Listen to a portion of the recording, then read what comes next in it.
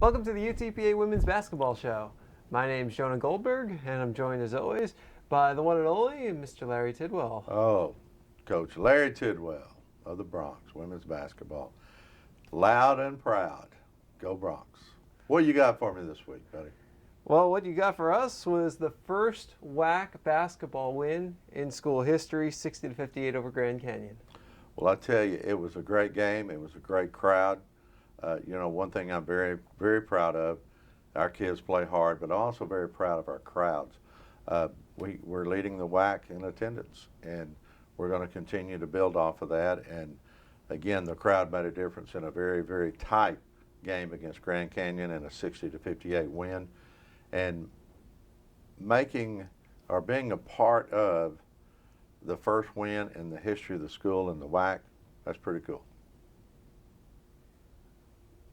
After the game, I know you talked to your players. Do you talk about that history, or are you just talking about the game at that point? We talk about the game for the most part, but also I do, I taught history in high school for a long time, for 18 years, and I do love history. I go all the way back. I'm a big Civil War guy, but I do love history, and it was part of history. As we try to maintain this momentum to have the first winning season in the history of the program. And, they've had a couple of 500 seasons, but not a clear-cut winning season. And that's what we're after. We want to make some history at UTPA. And yes, I love history, and we talk about it. But after the game, they're also fired up. We have we're 4-1 at home, and we have like I said, a good crowd. But we want to maintain that balance of winning at home. Well, I certainly think you'll be able to maintain the crowds, because I really love what you do after all the games, win or lose. You give them about 10 minutes, and the players and yourself and all your assistants go into the stands and are shaking hands and kissing babies, and I think that goes a long way. Well, it does. I think it endears us to our crowd. They get to know the players a little bit better. But again, it's a sincere, genuine effort by our players, because they want to play in front of people. And I'm going to tell you, and I've been doing this a long time, our band is as good as any I've ever had. I mean, they are full of spirit. They just do a really, really good job, and they know when not to be loud. I mean, they're good. Our dancers, our cheerleaders, first class, and they came and supported us during the break. They didn't have to do that. That's not part of their contract. And they're first class, and we appreciate everything they do for us. And now we're getting more fans in the stands. We've been supported by the Rio Grande Valley high school and middle school coaches tremendously. Now our Winter Texans are starting to come out more and more, and I look for next week to us have our biggest crowds of the year, next Thursday and next Saturday, and what is going to be two really big games for us against UMKC and Chicago State. But first, we've got two big-time games on the road at Idaho and at Seattle. Seattle was picked to win it. Idaho was picked second, I think, by the coaches, and maybe the media relations poll had it just switched. And then Grand Canyon comes into the league with the best record at 11-2. So right off the bat, we're getting three of the top schools out of the top, out of the 9 that are in the league. So we got our hands full. We got our hands full on this road trip in particular.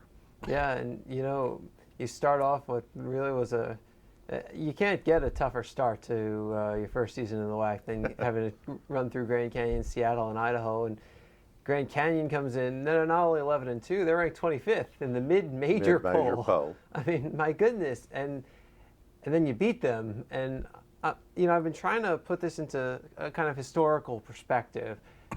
And, obviously a lot depends on where the rest of the season goes, but there is, or maybe there will be, a case to be made that that's one of the most significant wins that this program's had. Well, I tell you, Grand Canyon State came in, and Trent Mays, their head coach, and what a tremendous young man, and he's done a great job. He's been there 8 years, and he's got that program really, really going on all cycles. And things happen. We were without KK Boyd, our point guard. We were without Brittany Bush, our best inside player. And we had to have Sherelle Price step up. We had to have Tiandra Nolan step up, and they did. Allie Hill came off the bench. Oh my gosh, Allie played good. Rock played, Raquel Preston played unbelievable. That was one of the best games she's ever played. And we had really great pressure defense. And we got it down. There was 8 players, basically, that played in that game. And they all stepped up and did a very good job. Shazay Wright, the ones who came off the bench. And then we had Tiandra Nolan at the 1. We had Tanisha Walker at the 2. Shantae Goff at the 3, one of the most talented freshmen I've ever coached.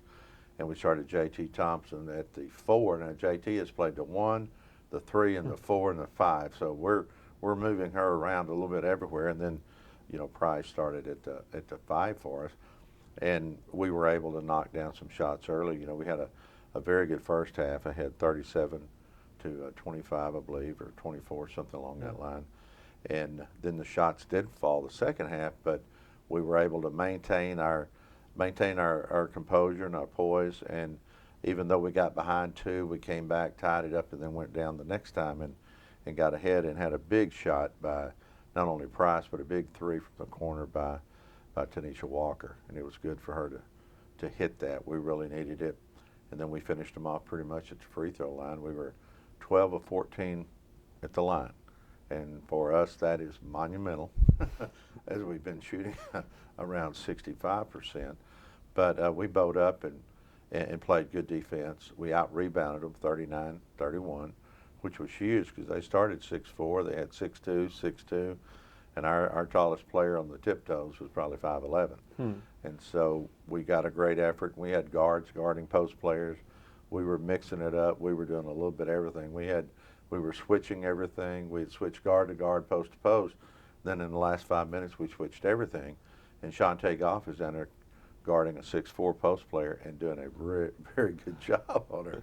So we front to post. So it was a monumental win. We had 4 players in double figures. Shantae Goff with 14, Allie Hill with 12, Jasmine Thompson with 11 points. JT, again, is just playing really tough. And then Sherelle Price had 10, and Tanisha Walker had 9. So we almost had 5 players, but we're going to have to do it. It's sort of like in the old days, you raised your children by the village raises them. Well, our team, our village, everybody has to produce, and they did the other night, and we had a very significant win for this program. Yeah, it's funny with Walker. When you look at the box score, the first thing you probably notice is 4 players are in double figure scoring, and obviously Walker was one of them because she had 9. But I can remember every point she scored. She had a free throw to make it a 13-point game. Right. She had 2 layups to make it a 13-point game. Sure did. And then she hit that 3-pointer to give you the lead. So that's 8. She really, and the thing about Tanisha is she played like 28, 29 minutes, and she's the one who is the on-ball defender. I mean, she's playing 75, we call it 75 defense. That's full court press. And she's guarding the ball the entire length of the floor, and probably during the course of that game, probably put in about 1.5 miles to 2 miles up and down the court. I mean, she is very active. She's long. I wish I could put about 15 pounds of muscle on her. We've tried. But she's so active and very coachable and such a great young lady. And she's like a 3.2 student, and we're very proud of that also. Jasmine Thompson, I mean, I know you probably can't say enough about her, but she's, she also had the 7 rebounds, and she really makes, when she's out there, something happens. And yeah, something happens, and again, JT's had to guard the 1 through 5. I mean, and she's moving her feet better. She's playing the best defense she's ever played, and I'm still not happy with the way she's playing defense. And I'm not being mean on that. I mean, she's just got so much ability. She could be just a demon on defense, and that's what we're trying to get her to do. But she does make stuff happen.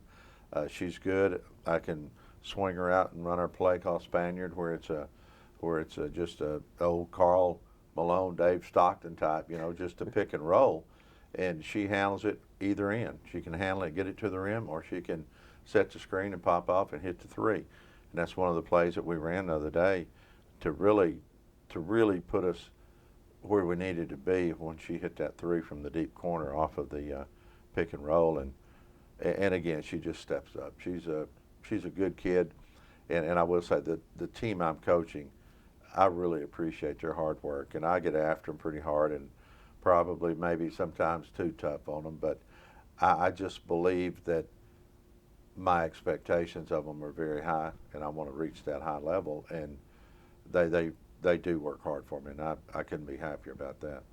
Now, after Bronx Madness, we knew Alexandria Hill was a good three-point shooter. We saw her hit something like 19 in a minute and a half.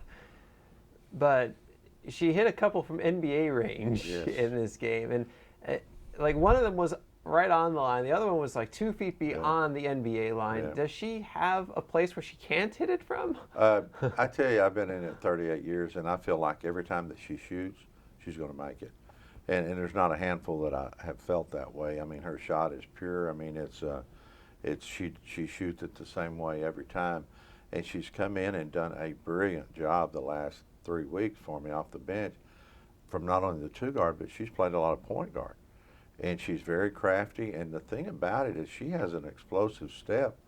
You know, she hit some big free throws off of getting to the rim, and people they don't judge and think she's that fast, but she is that fast. And I love to see it when she explodes and hits the crease and gets to the rim, because she's either going to make it or she's going to get fouled. And she's very good from the free throw line. And, you know, we had that 2-point lead and 15 seconds left, and she's shooting a 1-and-1. I would have never imagined that she would have missed that shot, because she hits everything. But we regrouped, and she came down and played some good defense, too. It was actually her first free throw miss of the year. Yes, it was. That's pretty good. You go that far without missing one.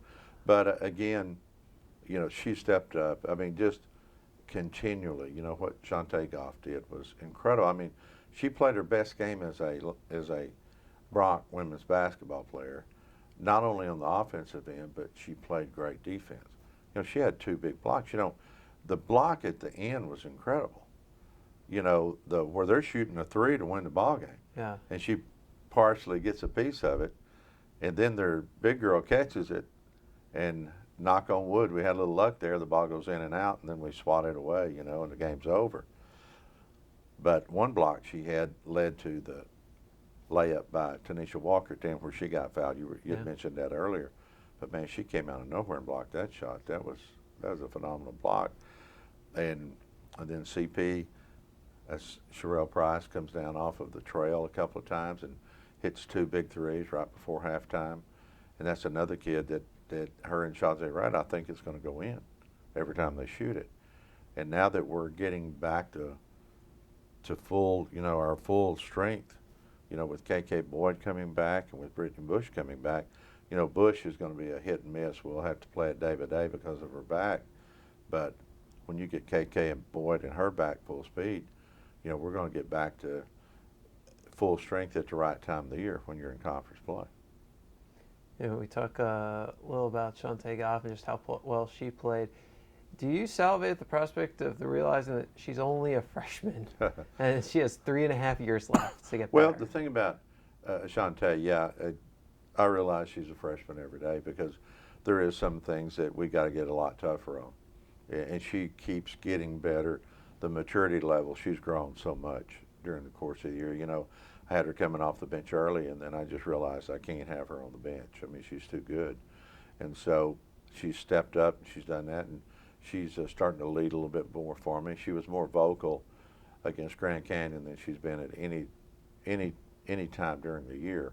And that shows me that, again, she's going to develop some leadership. And having leadership when she's one of your best players, and they can also lead, that's a double whammy. And that's, you know, when you have some double whammies, that's pretty good, when you can reiterate that you got to be not only a great player but also a leader, because your leaders, your great leaders, they make everybody else around them better. And she's starting to show those characteristics, and we get that leadership every day from LaQuita Garner. I mean, she steps up, and I think she's ready. She's full speed finally. And we get that leadership from KK Boyd, but we also get a real quiet leadership, a work ethic leadership from DeAndrea Nolan, who stepped in at the point guard and has done a phenomenal job for us. Plays great defense, takes care of the ball, very few turnovers. We're only averaging about 12 turnovers a game, and that's really good. When you average 12 or under, then you've done a pretty good job. Now, we had a few too many against Grand Canyon, but that's part of it. Especially, kids have played a lot of minutes are going to get a little bit tired, but we had most of ours early, and then when the crunch time came on, we didn't turn the ball over. So we're going to try to continue to get better, but we got a good cast, a good starting cast, but we also have a very good supporting cast, and I think two of our strengths are athleticism and depth, and we're going to continue to get that depth and get it to where it you just have somebody come in. It's just like Raquel Preston Rock. I mean, just a phenomenal game on the defensive end, and then she made a basket for us. I mean, just right off the bat made a basket, and then probably had I think 1 or 2 assists that were really big time. And so we're just going to see what we can do and just piece it together and to see what we can do to make it work to be a factor in the WAC and play for a postseason berth and play for that winning season. You only get a couple of weekends, I think 4 total in the conference slate, where you only play 1 game instead of 2. You knock out one of them off the bat. After winning that first conference game, did you really wish you had a game Saturday? Yeah, I wish we had a game Saturday, and especially I wish it would have been somebody who had to travel about 8,000 miles because that's a quick turnaround. When you play somewhere and then you travel, and it's a quick turnaround because the last time I looked on the map, we're probably the furthest school from anybody. I mean, when you come here, you're going to have to travel a long ways.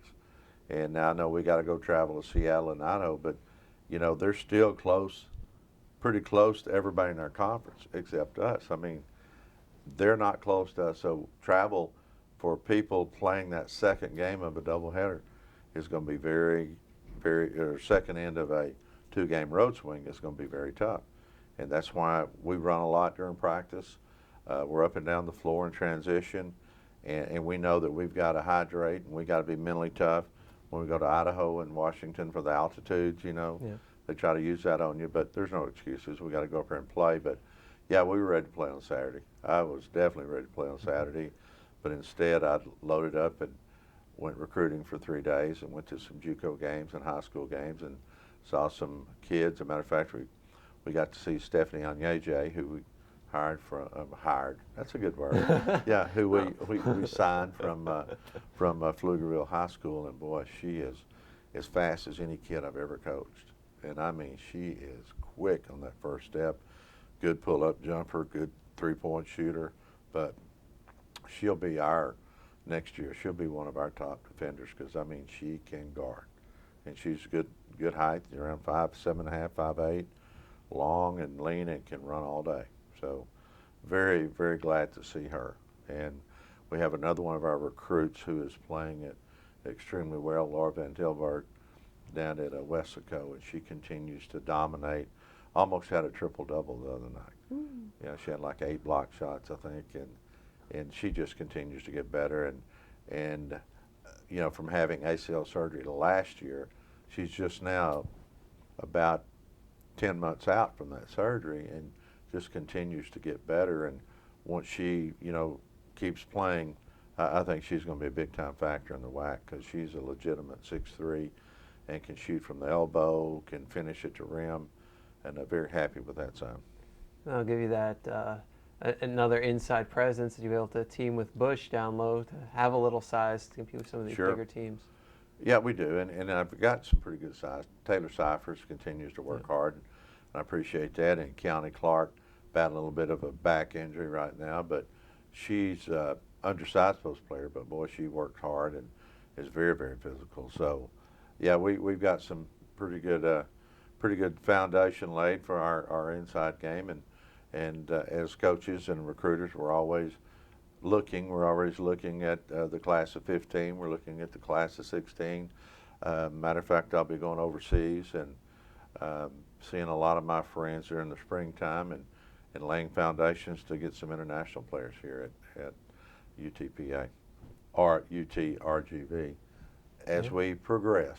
It's true. But yeah, that will be recruiting is 24/7, 365. It never ends.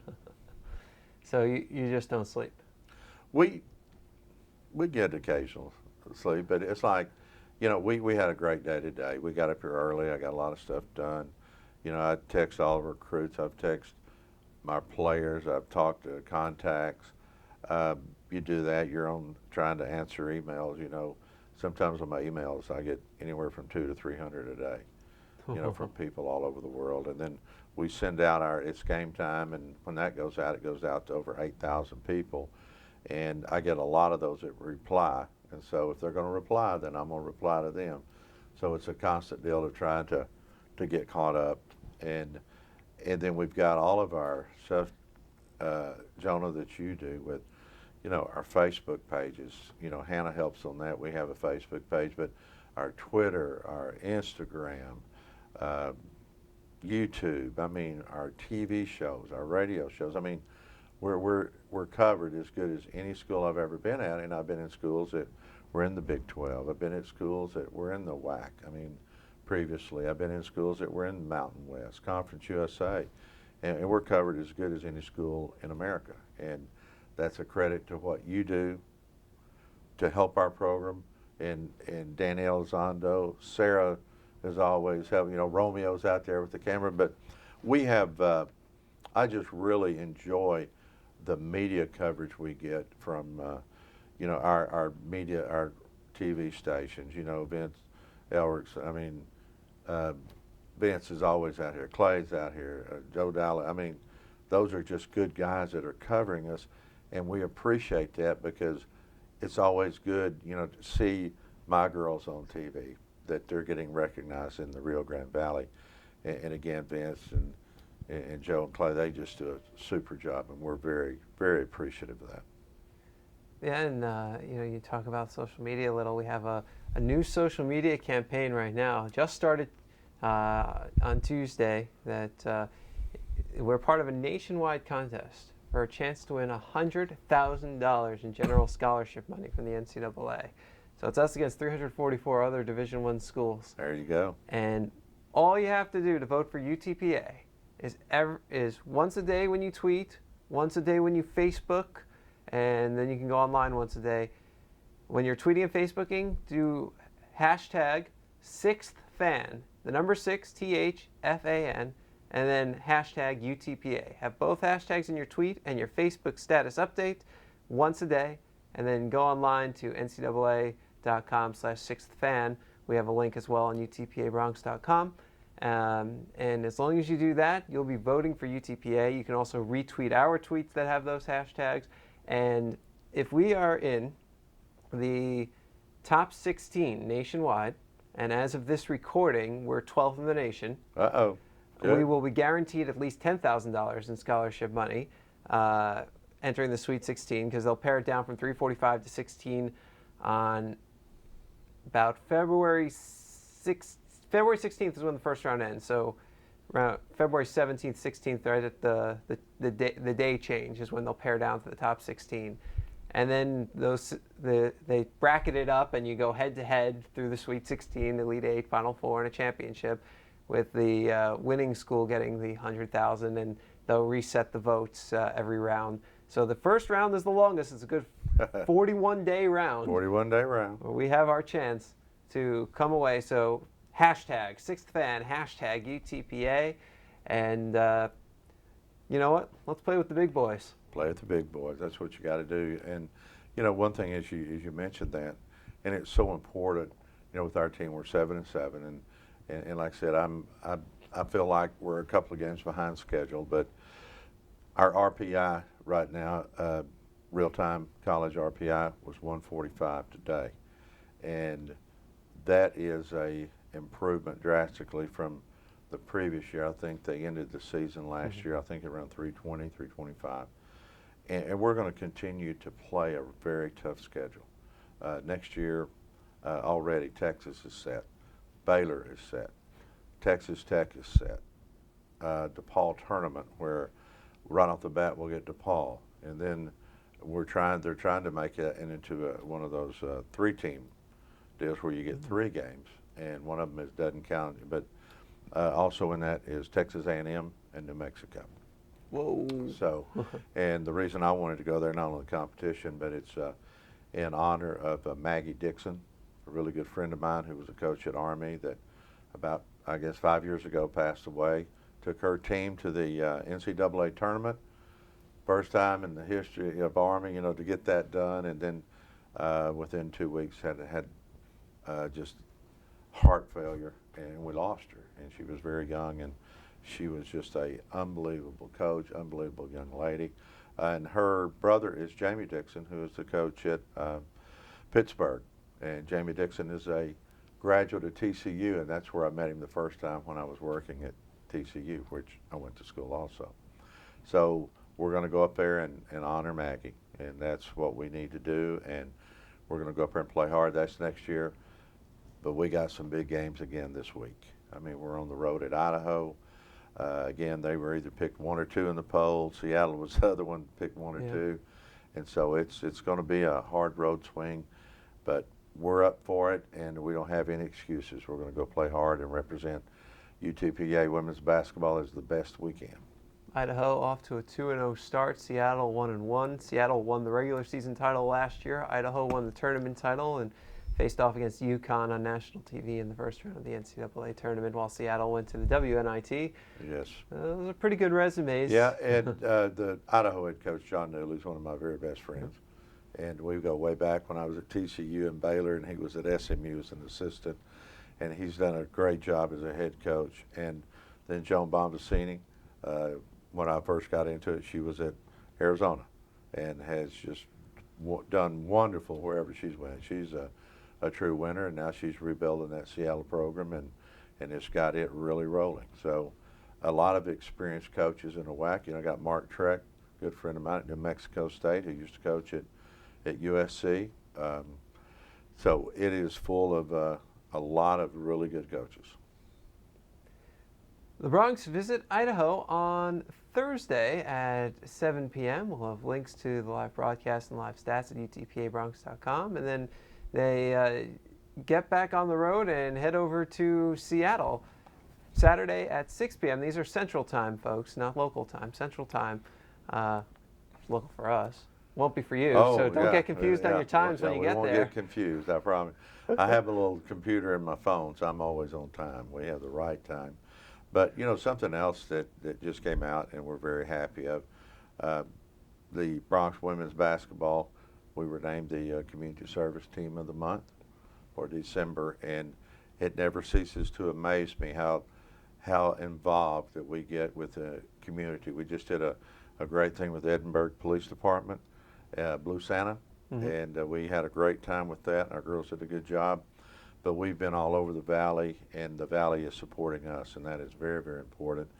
And I know I've got 2 important games in front of me, but the following week when we come home, we got a Thursday and a Saturday game, and then on the Saturday game, it's going to be Freddie Gonzalez night at the field house. And we're very happy with that, as Freddie's mom, Doya Gonzalez, is our adopted grandmother, and she's been sitting behind the bench. And since she's been sitting at the bench, we are undefeated at home.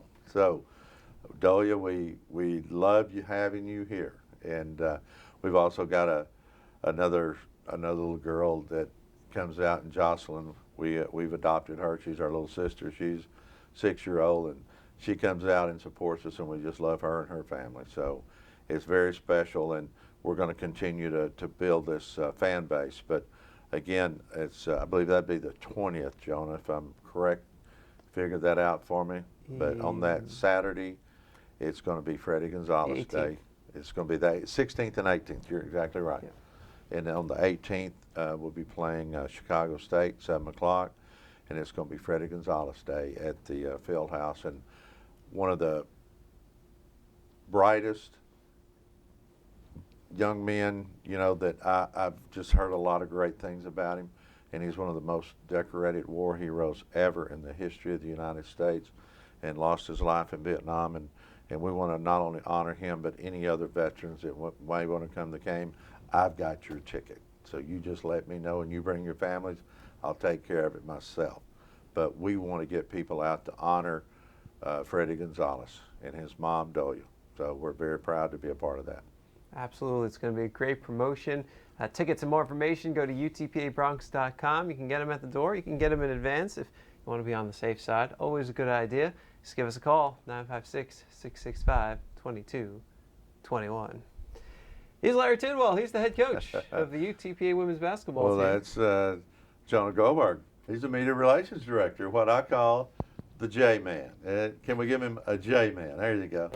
But again, we're covered at UTPA with what you do. And we tell you that, and we do mean that. It's a genuine appreciation for what you do, because you're a grinder, man. And you get us out there, and that's what it's all about. And we just want to continue to get our fan base big. And matter of fact, you've got a 10+ rating from my wife on listening on the radio, on the broadcast. All my family listens to it, and they enjoy you on the radio. Well, I certainly appreciate that. We're on the air at 6:45 for 7 o'clock starts right here at 956sports.com. And we'll, of course, have, if you're not in the Rio Grande Valley, well, then we won't blame you if you can't make it into the UTPA Fieldhouse. But right. We do expect you to tune in.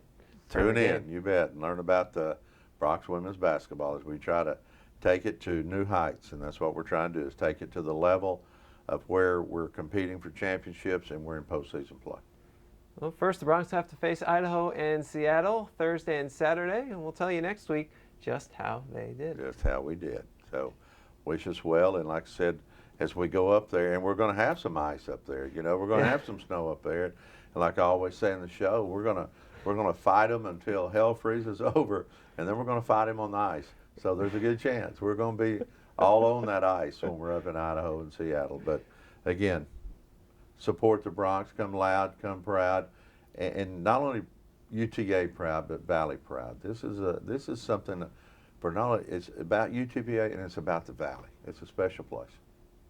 Well, we'll see you here in the Valley or at the UTPA Fieldhouse soon. First, we'll see you out in Idaho and Seattle, and next week here on our next edition of the show. But in the meantime, go Bronx. I got it.